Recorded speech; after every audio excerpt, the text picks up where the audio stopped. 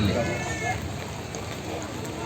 പാപാന്യതേ നവമഭേ ബഹവോ യദി സ്യുഹു ക്ഷേത്രാധിപാസ്തതു ജന്മനി Yeshu ദോഷഃ.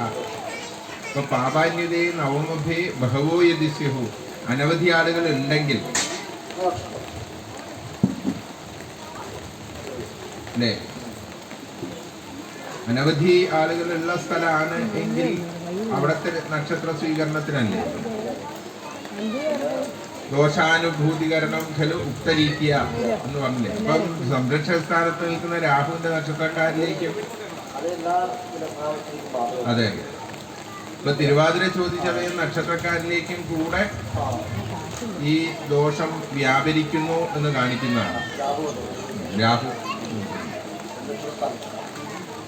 ക്ഷേത്രാധിപാസ്തതു ജന്മനി പാപാന്യതേ നവമുഖേ ബഹവോ യദി സ്യുഹു ക്ഷേത്രാധിപാസ്തതു ജന്മനി.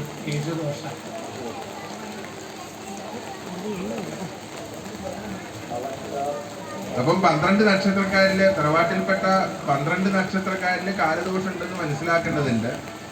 കാലദോഷം ഉണ്ടെന്ന് പറഞ്ഞാൽ പോരാ, അതിന്റെ പരിഹാരം ഇവിടെ വെച്ച് പരമാവധി 1 മാസത്തിനുള്ളിൽ ചെയ്യാൻ പരിശ്രമിക്കുകയും വേണം.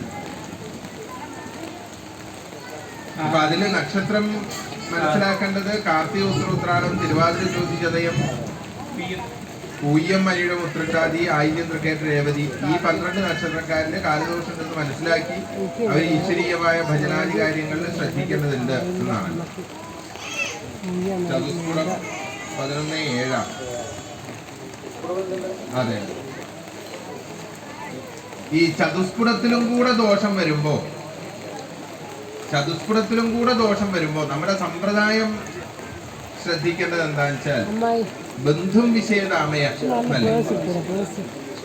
ഇപ്പം ചതുസ്കുടത്തിലും കൂടെ ദോഷം വരുമ്പോ ഇതിപ്പം നമ്മള് മരുമക്കത്തായ സമ്പ്രദായത്തിലാണ് ഞങ്ങൾ ഇത് കൊണ്ട് നടക്കുന്നത് എന്ന് ഒരു വ്യാഖ്യാനം ഉണ്ട് എങ്കിൽ, ഉണ്ടോ എന്നുള്ളത് ഞങ്ങൾക്കറിയില്ല, ഉണ്ട് എങ്കിൽ